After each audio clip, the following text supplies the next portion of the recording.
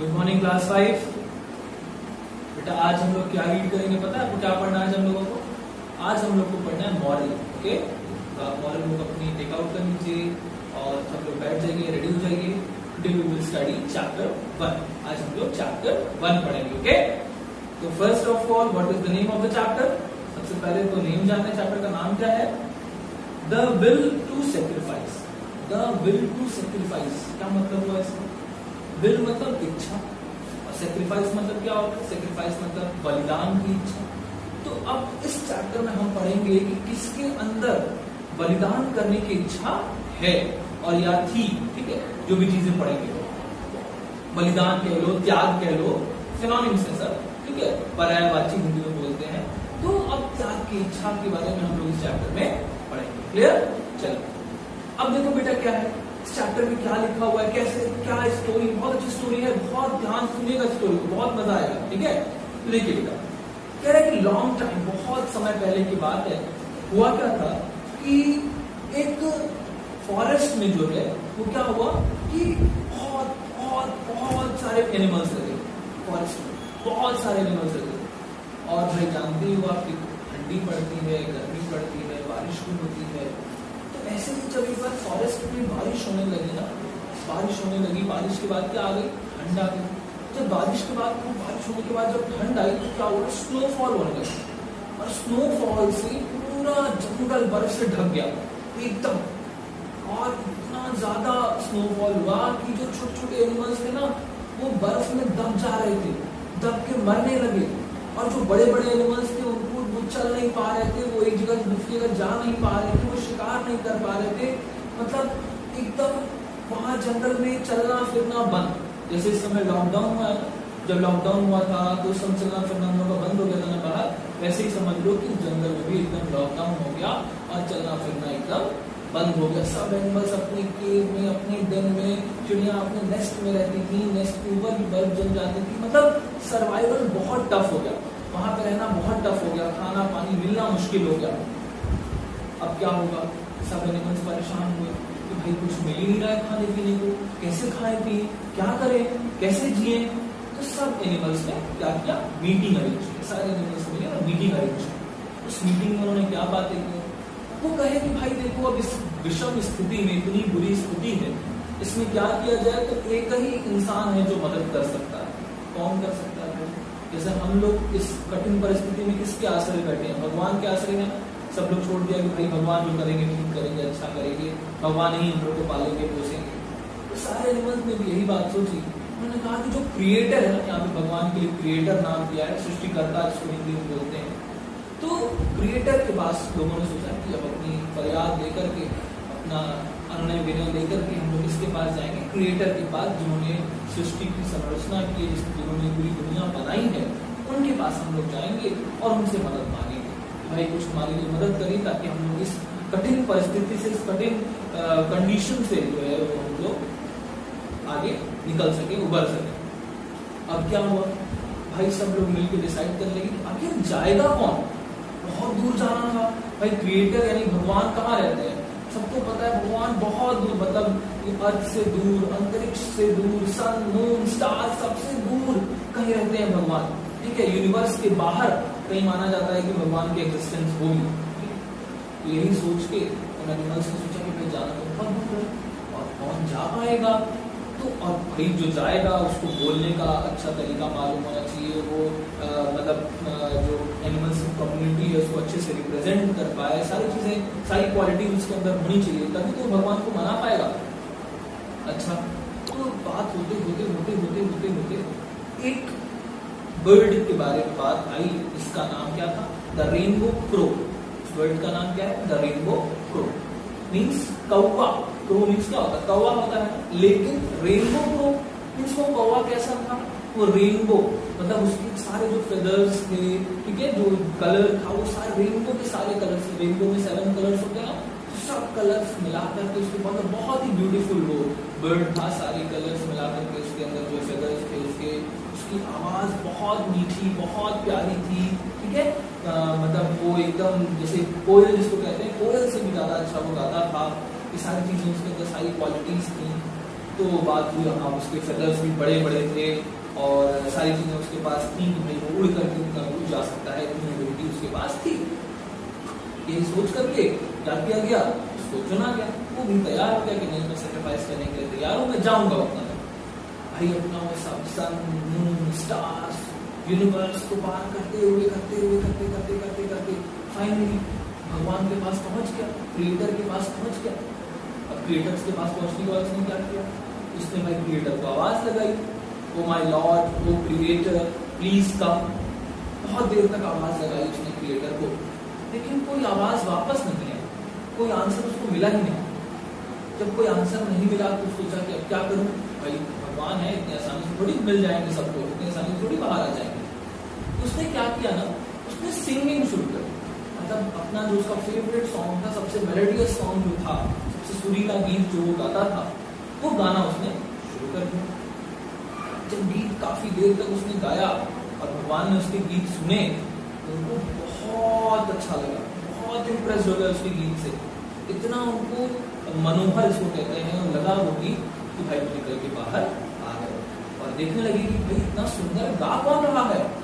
उन्होंने देखा क्या है वो एक रेनबो को इतना सुंदर गा रहा है।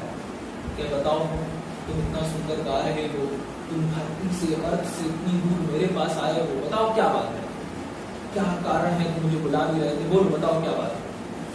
उस रेनबो प्रो ने सारी स्थिति बताई कि सर स्थिति बहुत खराब है और हम लोग जी नहीं पाएंगे अगर आप कुछ मदद नहीं करेंगे, बहुत ठंड पड़ रही है, स्नो से पूरा जंगल एकदम ढक गया है।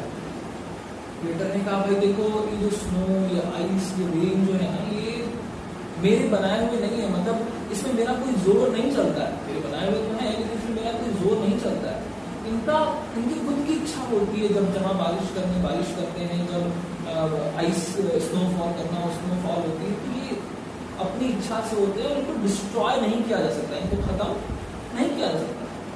उसने एक और बेनती की, अच्छा ठीक है खत्म मत करिए, थोड़ी पतली कर दीजिए, मतलब स्नो की परत थोड़ी कम कर दीजिए ताकि हम लोग इजिली मूवमेंट तो कर सकें।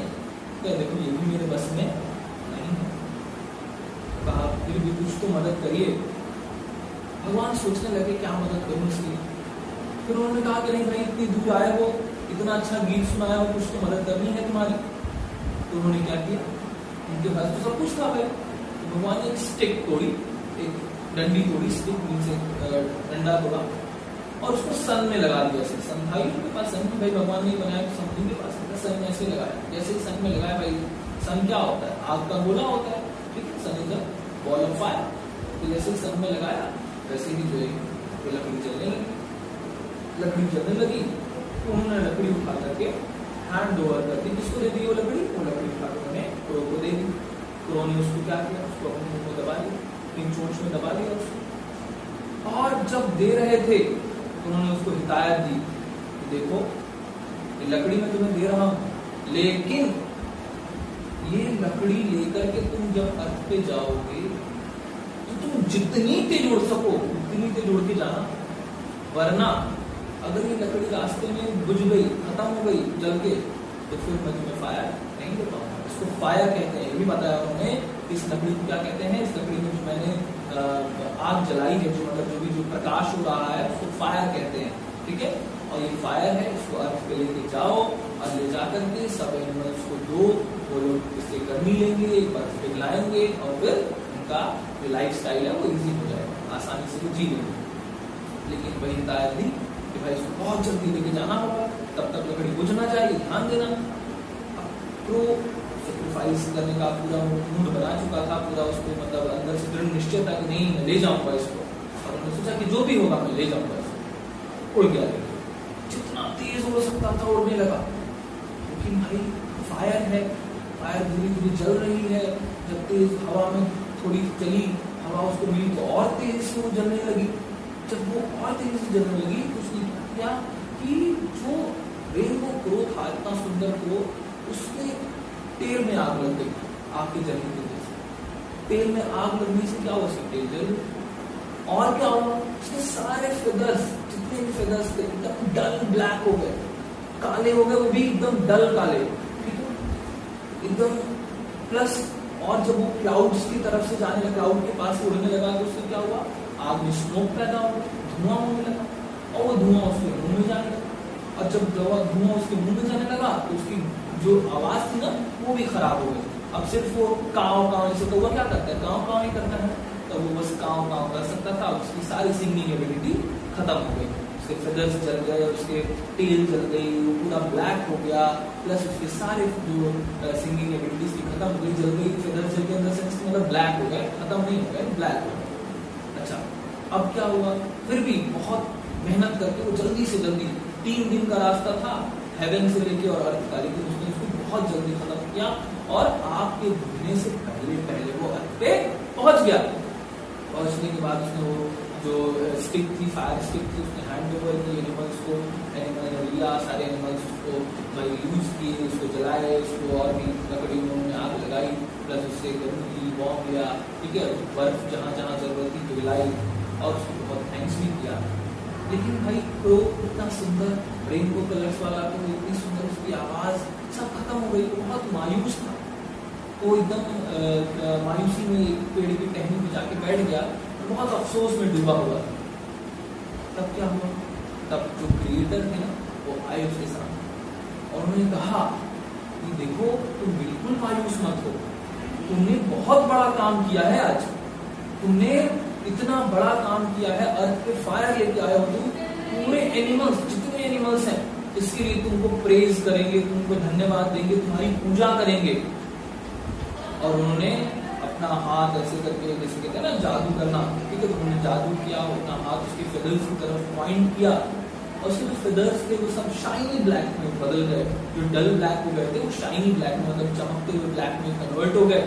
और क्या हुआ, और उन्होंने उनको क्या आशीर्वाद दिया, क्रो को एक आशीर्वाद दिया, क्या कि सिर्फ तुम, क्रो ही सिर्फ एक ऐसा जानवर होगा, एक ऐसा बर्ड होगा जो कि सारे कलर्स देख सकेगा, रेनबो के 7 कलर्स उसको विजिबल होंगे इजीली, ठीक है, जैसे हम लोग को विजिबल होते हैं और जानवरों को बेटा सारे कलर्स विजिबल नहीं होते, जैसे एलिफेंट है उसको केवल ग्रे कलर दिखता है, डॉग है उसको कोई कलर नहीं दिखता, सब ब्लैक एंड व्हाइट दिखता है, ठीक है, तो ऐसे ही लेकिन ये एबिलिटी क्रो में दी कि तुम सारे कलर 7 कलर्स को इजीली देखोगे।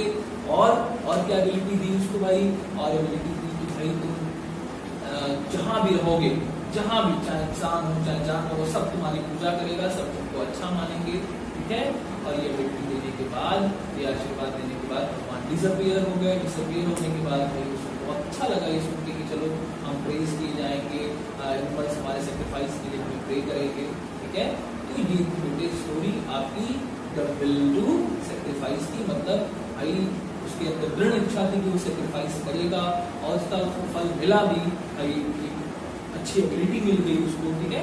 तो हमें भी बेटा हमेशा अपनी लाइफ में सेक्रीफाइस करने से डरना नहीं चाहिए, ये नहीं सोचना चाहिए कि हम अगर हमारा चला जाएगा तो फिर क्या होगा, नहीं, ठीक है, आप अपने ध्यान रखो, लेकिन हमें लोगों की मदद करनी चाहिए, ओके। 9+5